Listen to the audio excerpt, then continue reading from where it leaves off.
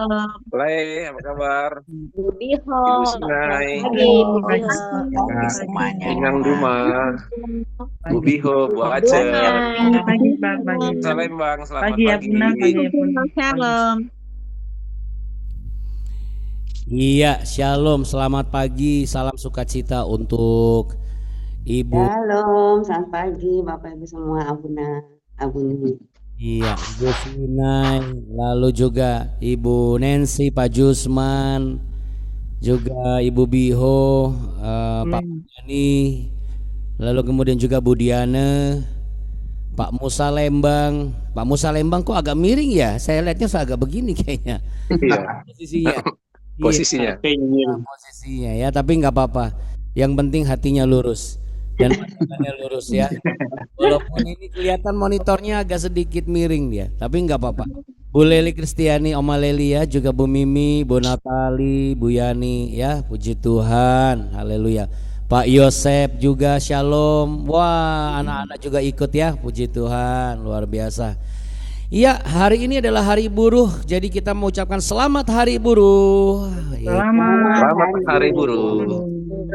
Untuk semua yang benar-benar sudah diberikan tanggung jawab, diberikan damai sejahtera, diberikan sukacita, diberikan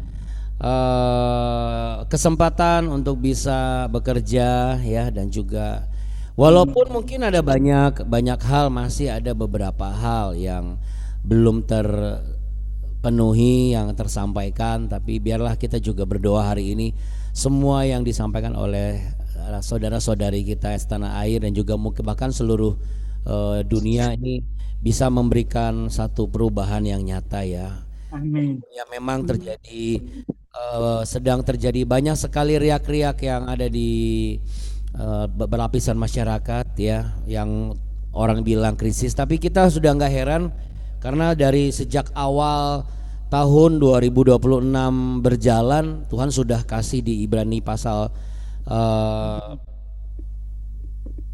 ayat 28 ya, bahwa kita akan, sekalipun ada banyak goncangan, tapi kita sebagai orang-orang benar, kita akan tinggal dalam kerajaan yang tak tergoncangkan ya.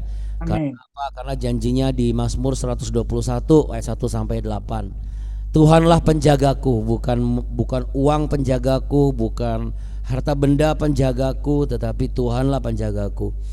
Itu jangan pernah lupa saudara. Ya, sebelum ada tekanan, sebelum ada krisis, sebelum ada resesi, sebelum ada polemik-polemik yang terjadi, kita sudah dipersiapkan sejak tanggal 31 Desember 2025 masuk ke 2026. Makanya tahun 2026 ini adalah tahun iman yang tak tergoncangkan. Ya, iman yang tak tergoncangkan itu adalah iman yang bukan tanpa goncangan justru. Jadi kalau misalnya ada goncangan, kita sudah nggak heran ya.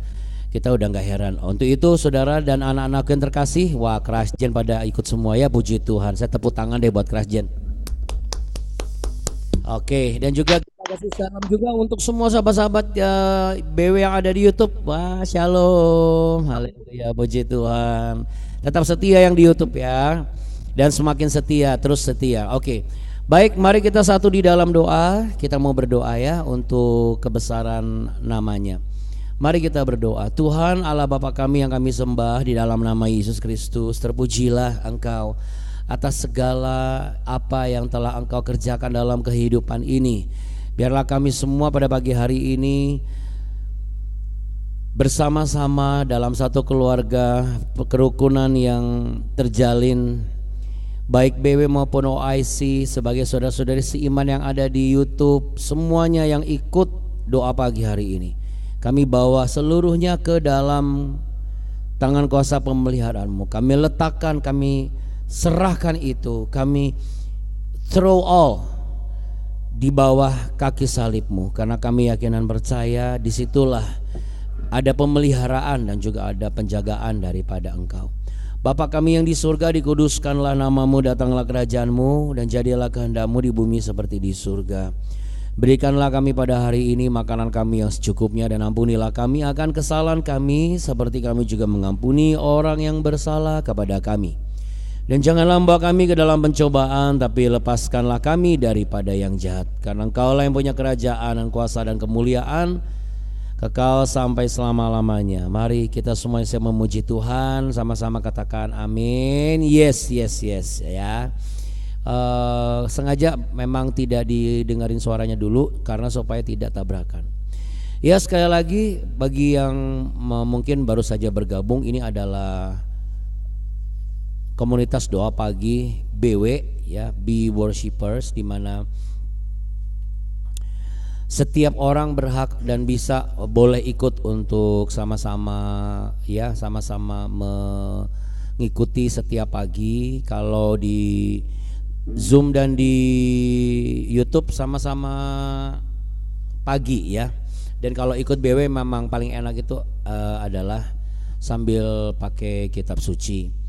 Dan saatnya kita mau sama-sama menaikkan pujian, saudara. Sebentar.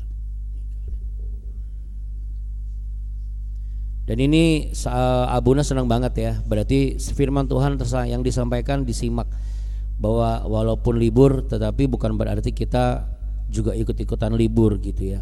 Karena kita juga berharap berkat Tuhan gak pernah libur kan. Jadi untuk itu kita mau tetap sama-sama datang kepada Tuhan dulu sambil kita mau memuji Tuhan. Pujian ini cocok nih buat kita pada pagi hari ini.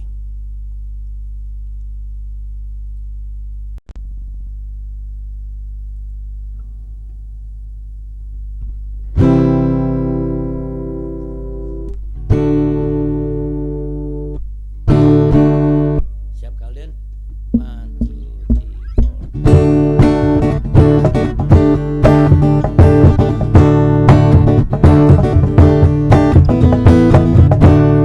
Hari ini hari yang telah dijadikan Tuhan, mari kita bersuka. Hari ini hari yang telah dijadikan Tuhan, mari kita bersuka. Dalam Tuhan bersuka, dalam Tuhan bersuka, bersuka dalam Tuhan, mari bersuka, bersuka citalah.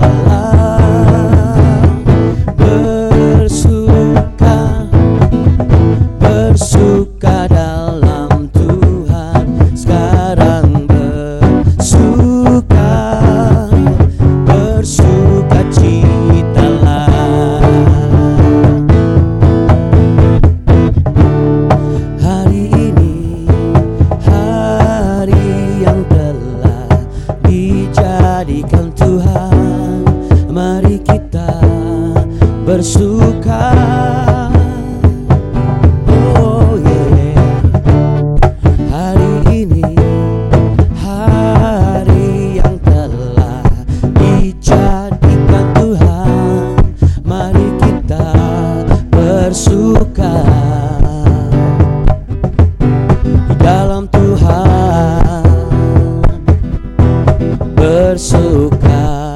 Bersuka sambil tersenyum di dalam Tuhan, sambil tepuk tangan, yuk kita sama-sama nyanyikan pujian ini.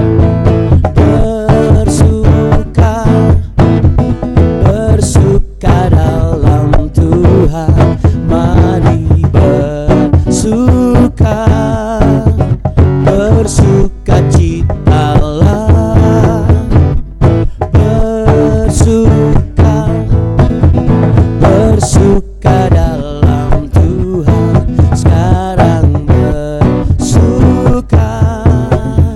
bersuka citalah, mari bersuka, sekarang bersuka, mari bersuka, bersuka citalah.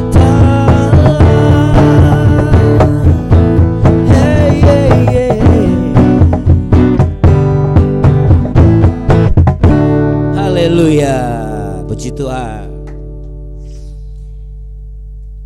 Haleluya, puji Tuhan. Ya, kalaupun hari ini mau mengekspresikan aspirasi ya, silahkan, nggak apa-apa. Yang penting tetap dalam sukacita ya, tentu saja. Karena sukacita itu adalah kunci kesehatan jasmani dan juga kesehatan rohani, kesehatan jiwa dan juga kesehatan tubuh ya. Makanya ada ayat firman Tuhan yang berkata hati yang gembira adalah obat yang manjur. Jadi tanpa sukacita semuanya akan sia-sia, saudara ya. Ya, shalom juga untuk tadi saya belum sempat sampaikan Ibu Duma ya. Tadi saya sudah sebut satu-satu. Nah, Ibu Duma, shalom Ibu Duma. Haleluya. Puji Tuhan pagi hari ini ya. Siapa nih yang belum saya sapa? Oh, shalom Talia. Shalom Ibu Lingga. Oke, lalu kemudian ada shalom ke Alden. Terima kasih. Juga ada Bu Natali, ada Kak Sarah, Kak Petris, Pak Yosep, Bu Maria, Bu Kristia, Kak Kristia, juga ada Bu Dora Gunawan, Pak Henry Gunawan ya, Kak Deren, ya, Bu Biho. Ya, puji Tuhan, dan juga Pak Dwi. Shalom. Oke. Kita akan menyelesaikan perikop ini, saudara, ya, pembelajaran dari Esther. Dari semua yang kita sudah jejaki ya, saudara ya, kalau saya boleh katakan kisah Esther ini menurut saya lengkap ya, lengkap dengan pengajaran yang sangat-sangat aplikatif dalam kehidupan ini, yang bisa diaplikasikan untuk semua usia ya. Makanya hari ini kita mau bahas lagi, dan langsung saya coba rekap ya, Esther pasal 5 ini seperti apa ya. Kalau Bapak Ibu dan saudara-saudari sahabat BW, anak-anak terkasih berkenan untuk nyimak lagi ya, misalnya mengulang lagi, mengulas lagi dari Esther yang pasal pertama, coba deh didengar lagi ulang. Itu semua aplikatif banget, bukan berarti yang lain tidak aplikatif. Akan tetapi itulah keseimbangan yang begitu pas dalam kehidupan kita sebagai orang yang beragama, sebagai orang yang beriman, sebagai orang yang bertuhan, katakanlah seperti itu. Jadi enggak cuma sekedar ngurusin ritual ibadah terus, tetapi kenyataannya tidak terpancarkan sesuatu yang bisa jadi berkat dan bisa baik buat kehidupan kita. Nah, untuk itu sama-sama kita mau buka Esther pasal 5. Saudara kalau mau sambil sarapan juga nggak apa-apa ya Bapak Ibu, sambil minum obat, nggak ada masalah saudara ya. Jadi jangan sampai terganggu. Karena mungkin ada yang mau langsung berangkat kerja, bukan kerja, maksudnya mau berangkat ke kantor ya, karena harus menerima aspirasi dari teman-teman buruh ataupun juga mengisi liburan bersama keluarga. Tetap sarapan jasmani harus, sarapan rohani juga harus ya. Oke. Sekarang kita baca ayat yang ke-14 dari Esther pasal yang ke-5. Satu ayat aja. Lalu kata Zeres istrinya dan semua sahabatnya kepadanya, suruhlah orang membuat tiang yang tingginya 50 hasta dan persembahkanlah besok pagi kepada raja, supaya Mordekai disulahkan orang pada tiang itu. Kemudian dapatlah engkau dengan bersukacita pergi bersama-sama dengan raja ke perjamuan itu. Hal itu dipandang baik oleh Haman, lalu ia menyuruh membuat tiang itu. Ada pepatah dunia yang mengatakan di balik kesuksesan seorang laki-laki terdapat wanita yang luar biasa. Jangan lupa saudara, di balik kehancuran seorang suami juga terdapat istri yang luar biasa juga ya, luar biasa mengerikan jahatnya. Tidak semua keputusan buruk, tapi kalau misalnya keputusan itu adalah hasil dari percampuran emosi dan rasa solidaritas yang keliru, nah itu yang menghancurkan kita. Di sini Haman punya istri bukannya membantu, bukannya menenangkan, tapi justru mempercepat langkah kejatuhannya. Dari awal udah salah, dia mempercepat kejatuhan kehidupannya. Suruh buat tiang gantungan. Gak ada yang berkata tenang dulu, gak ada yang berkata doakan dulu. Semua mendukung dengan emosi. Ya, hati-hati saudara. Lingkungan yang salah itu bisa meneguhkan keputusan yang salah. Keputusan yang salah itu akan berakibat fatal. Bukan cuma sekedar viral loh. Walaupun sekarang orang-orang lebih pilih yang penting viral, fatal itu nomor 2. Sedangkan yang harus kita pikirkan itu adalah apa? Fatal apa enggak nih, kan gitu. Tapi sekarang kan lebih viral apa enggak nih, kan gitu. Ya. Jadi lingkungan yang salah itu nanti akan meneruskan keputusan yang salah. Contoh yang paling aplikatif aja. Ketika misalnya Anda di jalan, kalau Anda tuh emosi, suami Anda itu emosian lagi bawa mobil, ya artinya Anda harus lebih sabar. Nggak boleh Anda itu ikut-ikutan emosi. Anak-anak pun juga harus lebih tenang. Sudah suaminya nggak sabaran, ya statusnya sih ayah dan bapak rumah tangga. Tapi kalau lagi masuk mobil kayaknya jiwanya itu sembalap banget gitu loh. Jadi bener-bener kayaknya nggak bisa di bawah 100 gitu, harus di atas 120 km per jam. It's okay, nggak masalah. Tapi lihat situasi dulu, ya. Nah, lalu ketika misalnya kita disalib, ya kita nggak usah marah-marah, karena di ujung tujuan kita udah jelas beda, dia sama tujuan kita nggak sama. Ngapain dibuat jadi sama, kan gitu. Yang satu awalnya kemana, yang kita awalnya kemana, cuma gara-gara emosi sesaat, akhirnya ujungnya berujung ke pos polisi terdekat. Kan jadi sama tujuannya, padahal awalnya tujuannya beda. Ya janganlah kita jadi tidak pintar ya. Karena orang hebat itu adalah orang yang bisa menahan emosi. Itu orang hebat. Justru orang yang nggak hebat itu orang nggak bisa nahan emosi. Jadi kalau misalnya di luar sana dikata-katain, ya biarin aja. Paling kata-kata dia cuma nyampe di depan kaca. Tinggal buka kaca, tutup lagi aja udah, nanti kalau udah nyampe tujuan ya. Kalau ditanya kenapa tadi buka kaca Pak? Nah, tadi nempel tuh banyak caci maki orang nggak jelas itu. Kalau misalnya dicaci maki biarin aja. Terus kita nggak usah terlalu harus menunjukkan bahwa kita benar. Ujung-ujungnya apa? Kita keluar uang juga saudara. Terus kalau misalnya ada yang memancing emosi, saya pernah waktu itu hanya karena oleh seorang yang gak sabar di belakang kami, lalu kemudian dia nyalip ke sebelah kiri karena kebetulan mengendarakan motor. Lalu kemudian dia teriak-teriak segala macam gak jelas. Saya sempat hampir terpancing emosi, tapi saya ditenangkan oleh istri saya, oleh mama saya dan anak-anak saya. Lalu kemudian saya santai aja, terus saya bilang oke lah, saya nggak mau ribut mana yang salah mana yang benar. Oh dia masih maki-maki, langsung dia pukul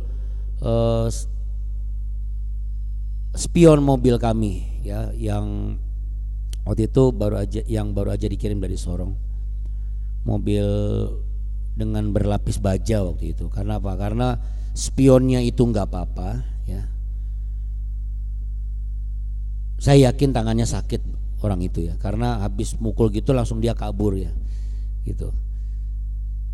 Jadi kita nggak usah kejar lagi gitu saudara ya, nggak perlu lah ya. Jadi saudara hati-hati ya, hari ini hati-hati. Lihat lingkungan, kalau kita lagi ikut, jadilah orang yang ikut yang bisa menciptakan suasana kondusif. Anak-anak jangan ribut di mobil, terus jangan cuek di mobil ya. Lalu kemudian yang kedua, emosi yang hasil dari percepatan ini itu biasanya keputusannya ekstrim. Karena di situ ada akumulasi niat untuk membunuh saudara. Bayangkan dari tersinggung, dari nggak puas jadi merusak. luka kecil jadi reaksinya besar. Masalah kecil, nah, konsekuensi dari dampak yang dihasilkan itu besar. Makanya saudara, kalau ada orang yang udah yuk kita doa dulu, saudara harus bertobat jadi seseorang yang begini. Oh apa-apa doa mulu nih, bertobat. Kalau enggak nanti saudara akan nyesel. Saudara akan malu sendiri. Karena apa? Karena ujung-ujungnya saudara juga akan minta doa dan dukungan doa. Saya ketemu banyak tuh orang-orang yang masih kayak begitu. Wah, kalau ngajak dia mah dikit-dikit doa, dikit-dikit doa. Jadi kalau misalnya Anda termasuk orang yang masih suka begitu, bercanda, walaupun bercanda juga nggak usah, ya Bapak Ibu, anak-anak juga ya. Wah kalau misalnya berdoa, weh gila nih, mau doa nih. Gitu. Justru harusnya bersyukur kalau ada orang yang mau mengajak doa, yuk kita doa dulu. Karena segala hal keputusan itu tuh tanpa Tuhan itu sama dengan awal kehancuran, saudara. Nah, ketika Haman memandang baik apa yang diusulkan oleh istrinya, walaupun dia pandang baik, tapi kebaikan yang dipandang oleh Haman ini tidak ada unsur Tuhan, tidak ada unsur hikmat, hanya unsur cocok, perasaan cocok, terasa benar. Nah ini pembelajaran juga. Tidak semua yang terasa benar itu benar di hadapan Tuhan. Ya, tidak semua perasaan cocok itu sebenarnya adalah konfirmasi dari yang Tuhan kasih. Hati-hati saudara. Makanya kita tidak serta-merta harus selalu mengkonfirmasi dan mencocokkan segala sesuatu. Jadi mari kita jadikan Ester pasal 5 ayat 14 ini sebagai panduan untuk teman-teman yang hari ini ikut mengaspirasikan suara, ya. Jadi juga untuk pemerintah yang akan mengambil keputusan, aparat-aparat di tempat, ya, walaupun lingkungan di sekitar saudara nanti akan memanas, atau di lingkungan keluarga, ya, hari ini mau liburan ternyata tidak ada yang memberikan ketenangan, bukan berarti saudara tidak bisa tenang. Karena keputusan yang lahir dari emosi itu berakhir selalu penyesalan. Kisah Alkitab pun demikian. Yunus karena emosi dia harus ditelan ikan besar, ya. Lalu siapa lagi? Kain karena emosi dia harus kehilangan adiknya dan dia pun juga akhirnya kehidupannya tidak dicatat lagi di kitab suci. Siapa lagi yang gara-gara emosi sesaat? Kalau paling gampang adalah apa?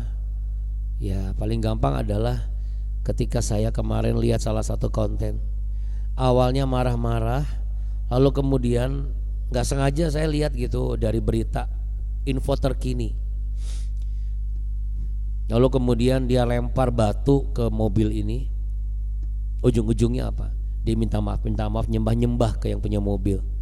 Ngapain gitu, ya. Ingat saudara, keputusan yang lahir dan tindakan yang lahir dari emosi itu sering berakhir dengan penyesalan. Makanya ketika kita sudah emosi, kita sudah marah, cepatlah menyesal. Jangan menyesal karena topik yang membuat saudara marah. Menyesallah karena saudara sudah marah. Jangan menyesal karena materi yang dijadikan bahan sebagai pembicaraan dan membuat saudara marah. Tapi menyesallah karena saudara sudah tersulut emosi.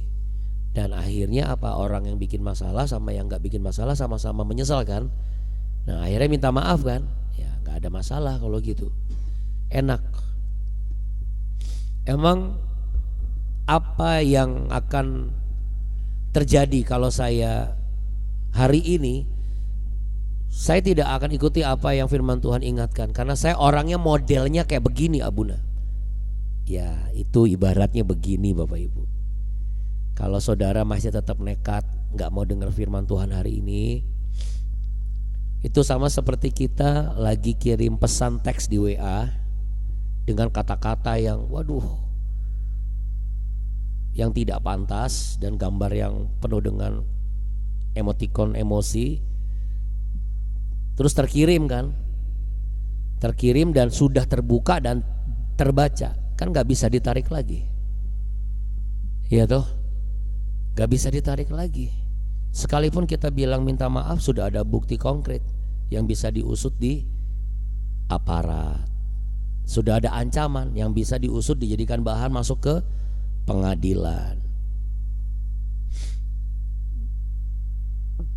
Mari kita jaga kehidupan kita hari-hari ini, jaga hati kita, jaga keputusan kita, beri ruang hati kita untuk selalu tenang dan roh yang peka sama suara Tuhan. Saya bicara begini bukan karena saya nggak pernah marah, saudara. Saya juga ada marah, dan kalau saya nggak gampang marah, tapi kalau saya marah memang saya sendiri juga nggak suka kalau saya itu marah gitu. Saya menyesal kalau saya marah. Makanya saya bilang sama Bapak Ibu, hanya firman Tuhan dan Roh Kudus sajalah yang bisa menenangkan dan menahan seseorang untuk tidak bangun sleeping giant-nya. Karena di setiap kita itu ada raksasa yang tertidur, saudara. There is sleeping giant inside every each one of us. Setiap kita itu punya raksasa yang tertidur di dalam kita. Jadi lebih baik gak usah dibangunkan raksasanya. Jadi artinya semua orang itu punya potensi untuk marah yang hebat. Tapi juga semua orang juga punya kesempatan untuk menahan amarah itu, supaya tidak menjadi sebuah kejahatan. Jadi mari kita lihat Ester pasal 1 sampai pasal 5 ini ada dua warna yang diajarkan oleh firman Tuhan ya. Langsung saya ke tokoh sentralnya. Yang pertama adalah Ester. Ester tidak banyak bicara, dia hanya berdoa, sabar, sehingga dia strategis orangnya. Semua yang dilakukan dia itu tepat, waktunya tepat, semuanya tepat. Tapi kalau Haman punya segalanya, raja juga sayang sama Haman, tapi ternyata orangnya emosian, suka membanding-bandingkan dan impulsif, yang juga reaktif. Pertanyaannya, pejamkan mata saudara, letakkan tangan di dada. Kita ini lebih mirip dengan siapa selama ini, atau dalam bulan ini, dalam minggu ini, atau dalam hari ini? Apakah saudara hatinya lebih mirip Ester atau seperti Haman? Ketika di jalan saudara itu lebih mirip Ester atau seperti Haman? Ketika di pekerjaan saudara itu lebih mirip Ester atau seperti Haman? Ketika ada masalah kita ini lebih mirip Ester atau seperti Haman?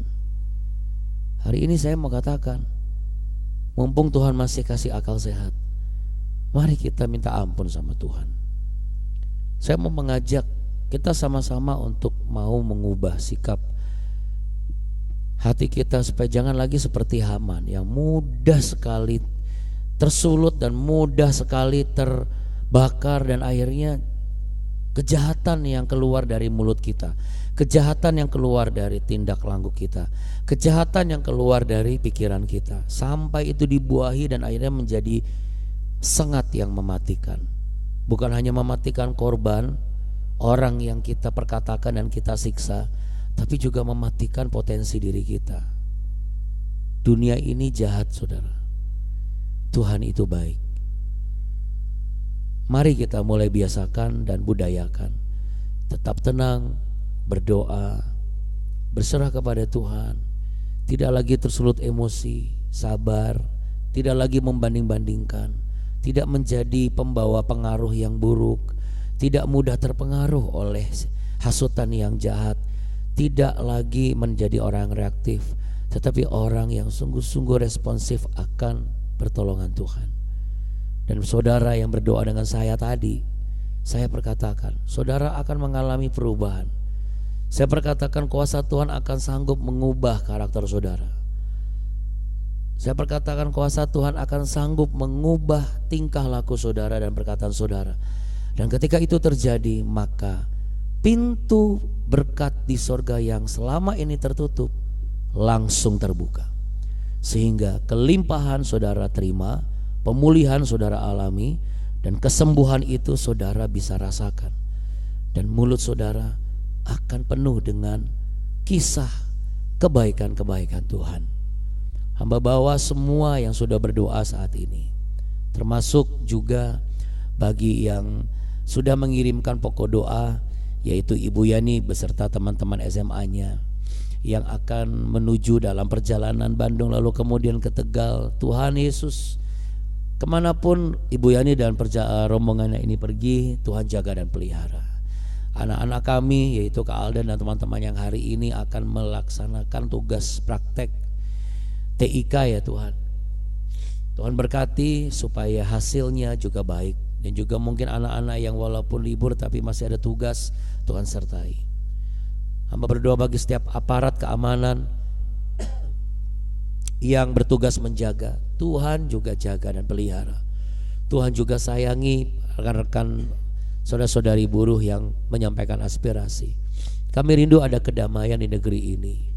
Sekalipun ada tekanan, sekalipun ada banyak sekali pergumulan, goncangan demi goncangan, tapi biarlah orang yang menyaksikan dan mendengar pesan Tuhan melalui channel BW ini bukanlah orang yang sembarangan, bukan kebetulan, tapi orang-orang pilihan Tuhan. Dan biarlah tetap mau terus setia. Untuk itu saudara, bukalah tanganmu, bukalah hatimu, sebab tersedia berkat kasih karunia Allah yang dilimpahkan untukmu dan tersedia bagimu untuk kau terima.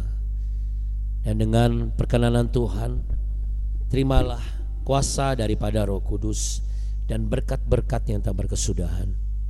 Tuhan memberkati engkau dan melindungi engkau. Tuhan menyinari engkau dengan wajah-Nya dan memberi engkau kasih karunia. Tuhan menghadapkan wajah-Nya kepadamu untuk memberimu damai sejahtera. Dalam nama Tuhan Yesus. Sama-sama katakan amin. Mari kita jadi Esther, jangan jadi Haman. Oke, Tuhan Yesus memberkati Bapak Ibu semua. Selamat berlibur, selamat beraktivitas, selamat bertugas. Terima kasih ya Bunda. Terima kasih Abuna, terima kasih Abuni. Terima kasih Bapak Ibu semua. Tuhan Yesus memberkati kita. Saya mau izin mau bantu anak saya persiapan untuk tugas prakteknya. Tuhan Yesus memberkati viewers. Jangan kasih